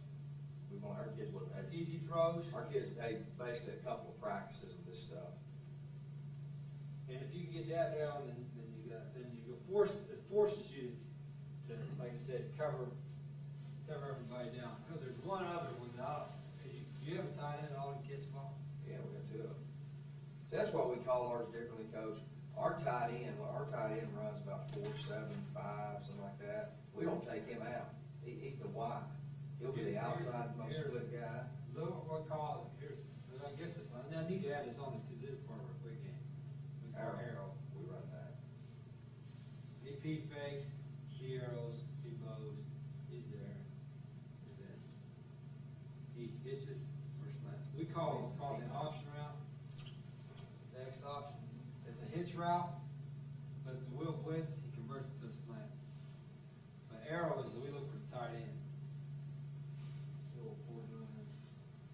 You get a little P fake, hold the stand linebacker, strong safety right there, and the tight end just sits right there in the hole. In man coverage, if this man coverage on him, he doesn't burst. He'll still attack it for 2-step, and he'll burst away. We'll try to hit him. But we'll run arrow out of ram with P fake out of the back, run out open. On the same route. Now, when we run out of open, it's throw to both sides. For the wideouts.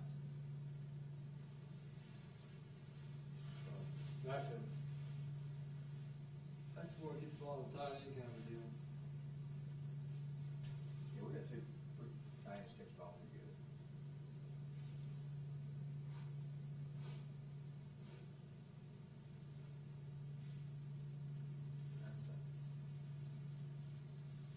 That's a catch and throw, and we'll tell, the quarterback can squeeze the trigger a little bit if he's waiting on tight end, get his head around. All the quick game. Defensive linemen to cut. Well, we don't even hardly use the word cut anymore, try to get away from saying that. Because the first thing you do when you tell them to cut, is they put their head down. And they drive at their damn ankles, and they wind up, if somebody get hurt, they're not getting hands on, we tell them run through his nuts. Instead of cutting the guy, run through his nuts, bite his nuts, take him out the other side. I don't care if it does sound faggish, go run through his nuts. Because that's the first thing they do, they're out on the ground. So we try to just run through, pull their neck back, and run through one quick. We've worked on all of those, that's all we're running right there. Let's take Manny's got some barbecue ready, we'll I take hear a that. quick little break. No Budweiser? Sure a day for that. Coach, when you pick is off your 5-step or your 3-step, right? That's a deeper skinny. See, we have skinny, which is a 5-step, thin, which is a 7-step skinny pose, and then thick, which is a 9-step skinny pose. Skinny, thin, and thick. Then's a what now? 7-step skinny pose. That's a hard throw. We call it Sean a few times, because Sean can make that throw, but our kids last year could make that throw. I mean, that was an accuracy and a velocity throw. What's thick? Thick is a 9-step, that's a true post. But it doesn't we don't take it across the hash. It is a thick, a deep, skinny post. That's why we need to run. Well, this one, get y'all to, Must be thick. what I want you to do, because this is the easiest thing, because you said you hadn't done it, is throw hooks. We throw hitches and hooks. Because hooks is nothing but, for quarterbacks, the same thing as a hook. I mean, hook is the same as a hitch, they're deeper, different timing. And the timing is so good on it. I mean, you got press man with hooks, I love it. I'm gonna keep it on, we'll convert it. You can throw it all day. And it's an easy throw. What I like about what you're doing is just like it's one of the reasons why we believe in triple option stuff. You're running triple option, hey, you gotta establish the fullback. You're running a quick game, you establish the hits, it sets up everything else. You're running your drop back, you establish the hook, it sets up everything else. Yeah. You know, I watched the Pro Bowl about 3 years ago, and those are the things you, the thing they have in Hawaii is usually boring as hell. You know, they can't do much, and it's usually defense dominate because you ain't got enough time to practice. I don't know who the coach was, but man, it was up and down the field all day, both teams. I mean, throw the ball must have been 500-yard pass both teams, and all it was, I take the game, all it was hitch and go, bow or out and up, and then they're going to fade.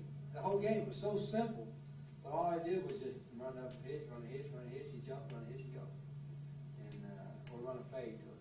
It's amazing. I said, if these guys on this level, the best DBs in America, are jumping this stuff, and you can beat them, what everybody else can do. There really there's not, a lot of people try to make something more out of it. Like in our passing game, we go through the drop back stuff and the sprint out stuff. It isn't all, it's just, it looks like more because, not just formation-wise, but because of the tempo you do that. The faster you do things, the faster it appears you to be as a player. I mean, a lot of teams have played us the last couple of years, and boy, you guys look where they are. When they play us at Columbus, and boy, you guys look fast. They ain't really fast. We're just going fast. And I tell Todd, you ought to see if you agree with me. The single most overlooked factor in all levels of football, professional, high school, college, junior high, the single aspect of every football team is lacking is what? You take it. Size, speed, strength, what do you think it is? Conditioning. Right? The single most most overlooked factor in all levels of football, if you think about it, is conditioning. The kids run all summer. They run during the 2 days. Then when the games start, most people condition on Monday. They don't condition during the week. They want to save your kids' legs, right? And these kids play 80 plays. You can't run during the week. So the only condition they really get, if they're a regular team practicing, is Saturdays. And even every Saturday is slower than what you're going to do in practice because you got timeouts and halftime, all that shit, bands playing, all that kind of crap. So very few teams will condition a whole lot during the season. So your level of condition, your football players, especially if they're getting hurt or nicked and ain't practicing, is going down. So we've got our kids convinced that we're going to be in better shape than everybody we play because of how we practice. Our practices are nonstop, moving all that. In fact, we had a scrimmage against our defense. The first scrimmage is a warm day, about 85 degrees, and they died. And it was up and down the field, did whatever we wanted because they just couldn't rush the pass. That 4-6 corner, that 4-5 corner, or the 4-8 corner. If you run a 40-yard, take the fastest guy on a 40-yard dash, time him, and then have him get 15 seconds, 10 seconds later, have him make him run another one. He ain't run the same time. Have him run 7 or 8 of them in a row and see what his last 40 time is. He's going to lose 5 tenths to 6 tenths on his 40. Now, if your kid is 4-7, 4-8 kid, is in better shape than that 4-4 kid, 4-5 kid, by the 5th or 6th play of the game, he's outrunning. And it's all for condition. And you can get more than anybody else by the way you practice. Now, it's a ball buster. But how you run, I was telling Todd, if you run a marathon, you're a marathon runner, I run 5 miles a day. That kills me. I hate it, but I do it so I don't get fat. You run a marathon. Marathon runner don't just run a marathon on Saturdays. His ass runs all during the week. He's going to run 10 miles and 12 miles and 14 miles. He ain't going to just say, okay, I'm going to do one day a week and get out.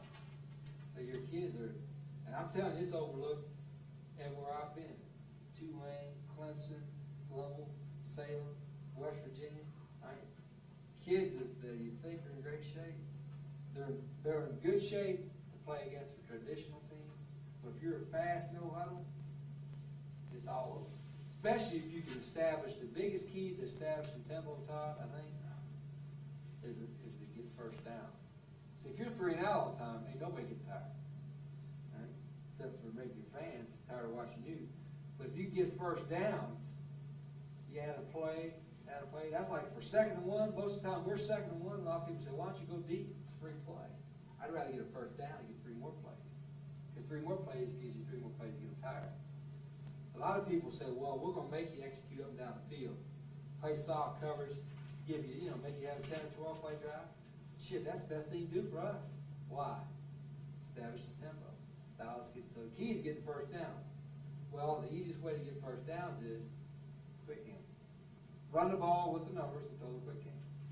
So you don't, you have 2nd and 3, 2nd and 4, 3rd and 4, and all that kind of stuff. So that's when you see us so much. Like Virginia Tech, we try like hell. And we threw the quick game. We completed 34 balls against Virginia Tech. Unfortunately, it was only for 200 and some yards. We couldn't, them suckers was tackling. We weren't blocking Corey Moore, but he wasn't getting them. I mean, he's coming free off the edge half the time. Yeah, she does. Do you ever try to, time of possession important to you? No. And care less. Never look at How it. many plays do you usually get? About 75. But usually the average is about 71, 70. We had a couple games we were over 90. That's when we kind of had it going. Do a lot of radars and quick screens, all that stuff. But our thing is more like this. We just look. Let's 2 goals on offense. Let's 1 win, 2 score. I don't give a shit how you do it. How many yards rushing you got? I don't want to coach. How many times? I don't care. People ask us, well, what's your goal for this game, rushing and passing? I don't know. How they going to play us? Tell us how they going to play us. And I'll tell you what we think we need to do. Does your defense have more snaps? Defense on the field more? I don't know. But you know what happens is, and they told us, because our defense, I had different defense coordinators everywhere. Well, I like our defense doesn't huddle anyway. And so what he's told us, Ray said, we're going against us, it only helps them. But they go against a traditional team, they're like, man, look at all this break time I got. They're getting in a huddle, and we got time to tell a joke and stuff. Sit around. So they're conditioned to play more because we practice against us. That's why I like going against each other a lot. So you do a 5-minute period where you just getting them lined up, getting 10 them minutes. well, I'm sorry, the formation, you're just going. Oh, yeah, that's pre-practice stuff, Doing yeah. pre-practice stuff.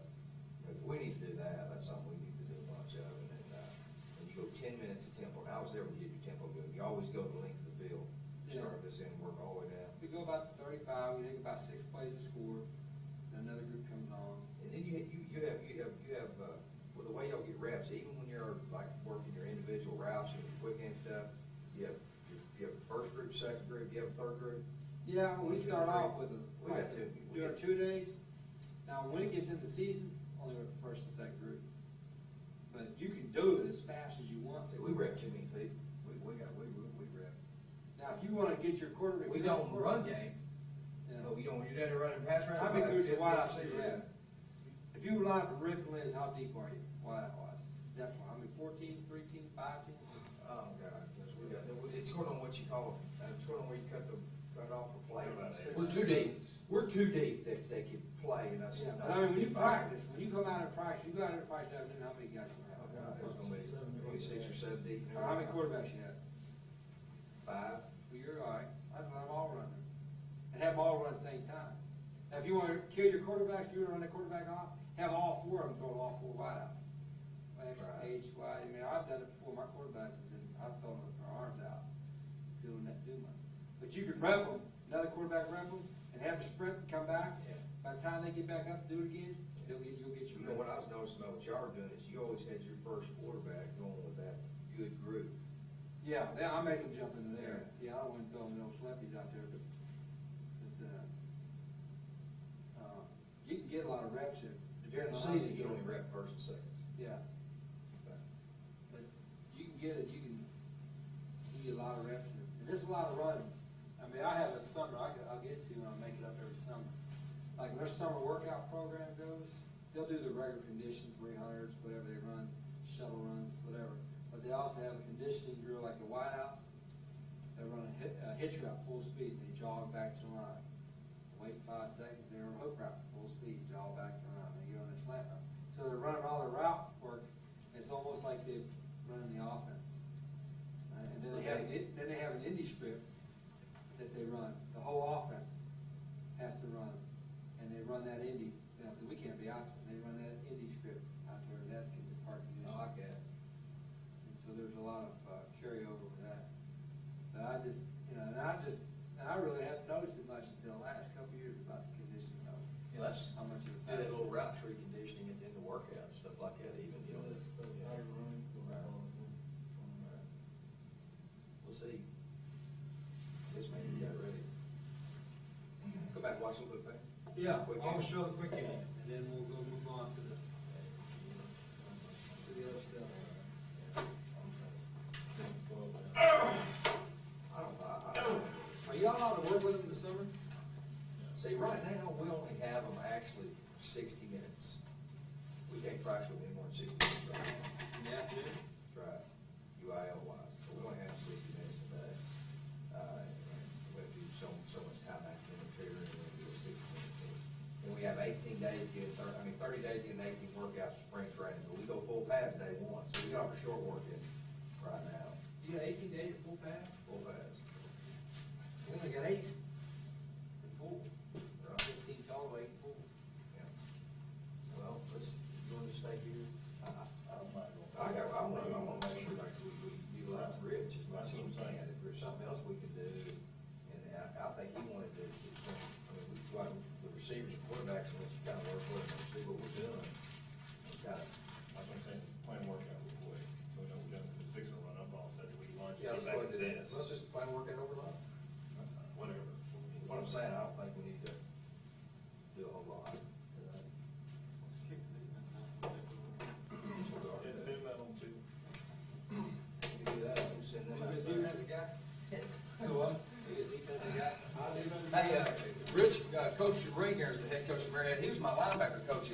I want to get this, get a good stance where they catch the ball in football position. Yeah. But they'll do that leg, and then they'll be upright, standing straight up.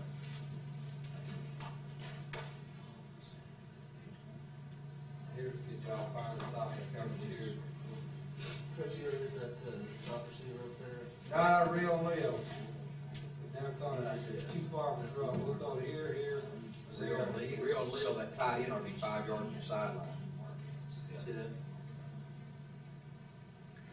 Here'd be an example of a wide out. That's what I'm talking about. Hey, watch it. See how Gansey has to catch it? Right here. Just go. Just go. Just turn and go. You know, ain't no danger. Just turn and go. It probably cost me 2 yards.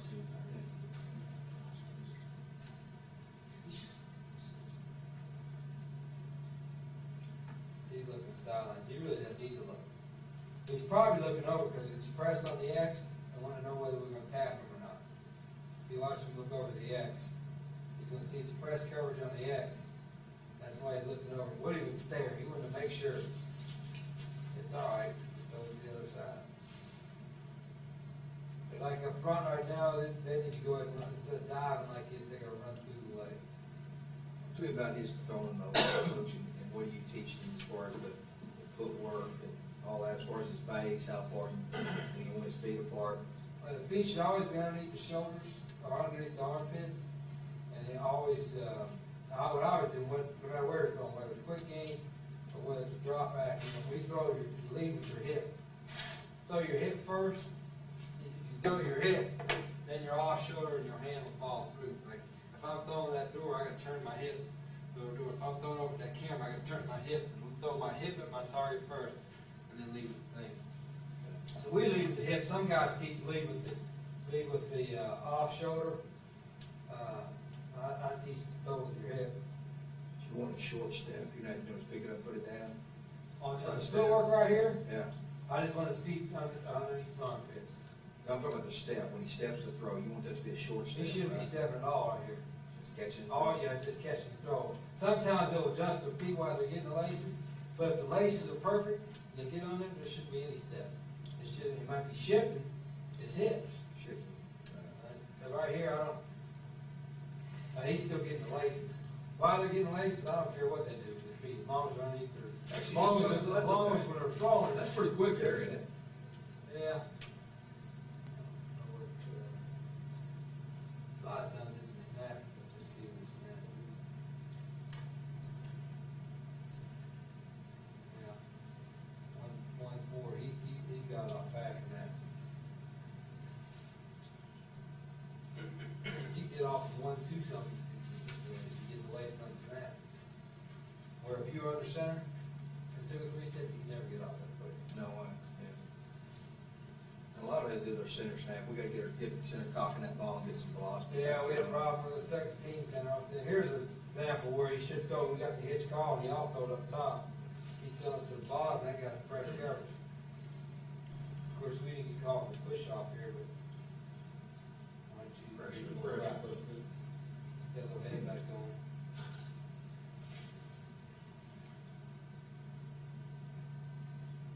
That's them keeping all versus press.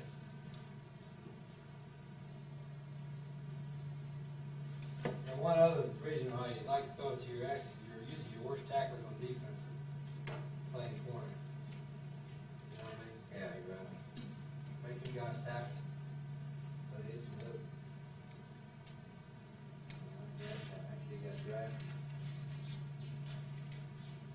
Tony Scott.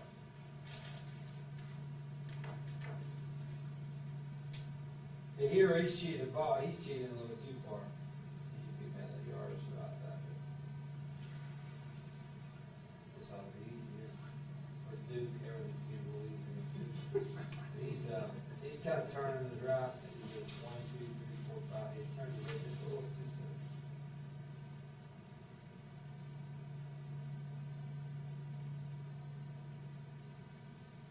See, he does a good job of flipping his hip. You should never be waiting on your feet. The only thing you ought to be waiting on is the laces.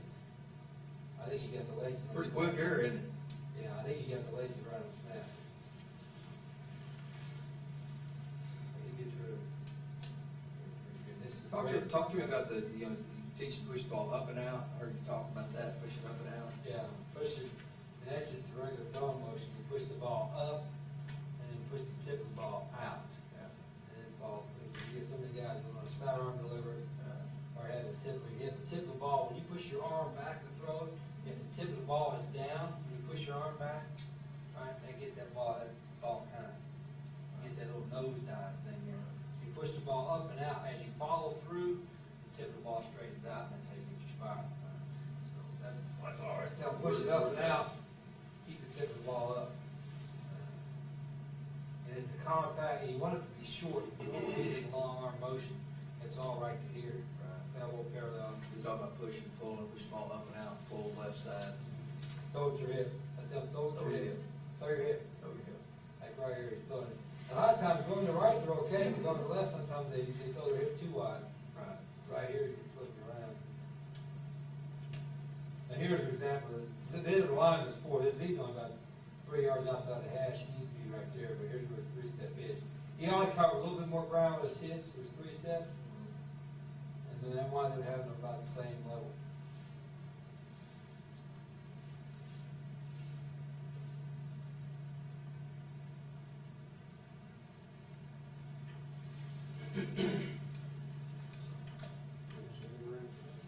Yeah, see, they don't want to be in the circle of death, you know, the circle of death. Loafing. Yeah, right, see, it should go to the Z, winds up being the inverted coverage, safety up, cornerback should fit to the Z. The back's misaligned here, they had a problem with that, back in that line, saying, how hard is it? Line up to the right, even with the quarterback. He's been getting back the head of the ball.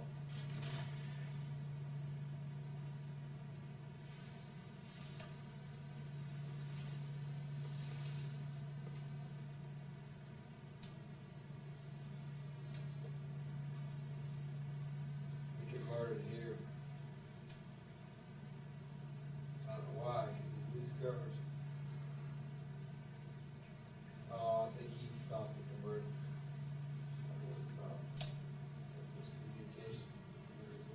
All right, this is one thing I do tell the quarterbacks. In a quick game, if something got screwed up, whatever, you can't go back to this side. You just take it, go up, get the field, try not to have a negative yard to play.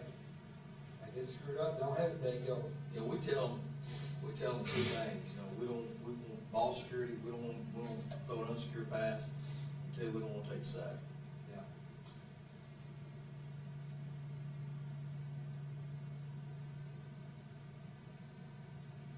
There's the first game of the year, he's a little short on the route, then he does 2 steps. Watch him go. 2, 3, yeah, see him with 3. That's well in gain 3 yards. Slants.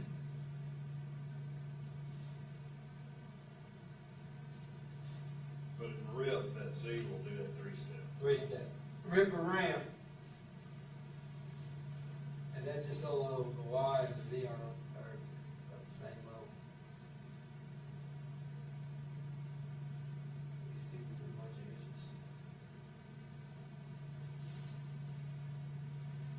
That's what you detect when you see that.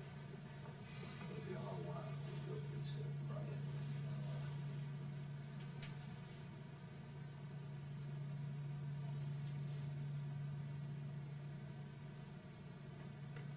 You know, would that not, running back coach, they not throwing cover there? I think he is. He's throwing the hitch.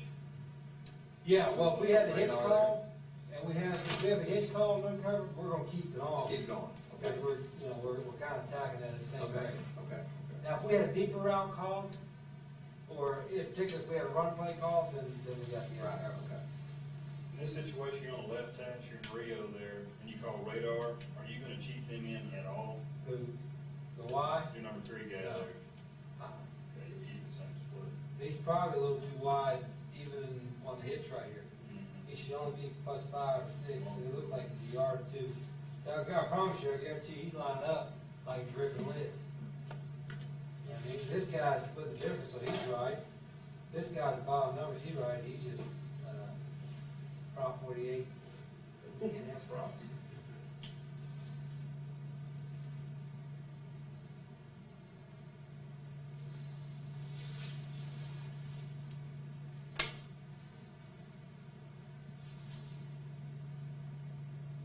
We run over his butt there, didn't we? Yeah.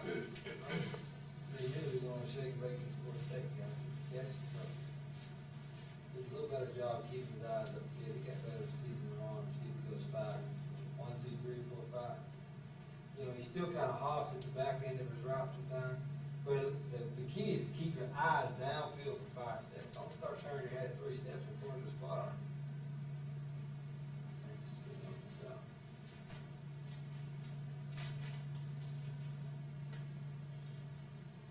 We're gonna take it off the ball now.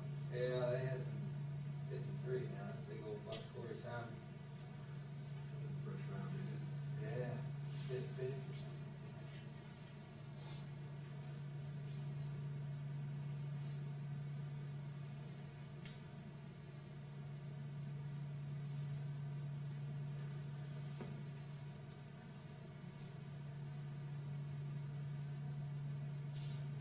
You know, them old boys kick dirt off the floor, off the grass, they're pretty fast. Corey Moore will kick the dirt off the way.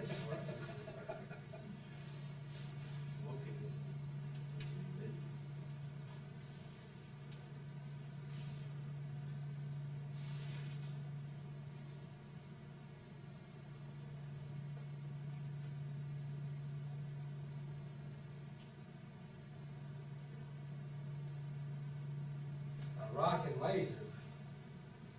Saying red and black and rock and laser means the same in quarterback white, he teaches. Red is a gap protection, rock is a 5-man protection. You don't even have to call hitch, you just call red and it's hitch. Yeah, it's assumed to hitch. And red and black rock and laser is Assume the hitch unless you give them a route. Yeah, let's give them something to Rocket laser. That's good, that saves the call. We'll never have to signal hitch, we never have to signal tap. It's just Actually, no back, the favorite formation to go out of hitch is out of no back. Most time you go no back, you get people who don't play center safety.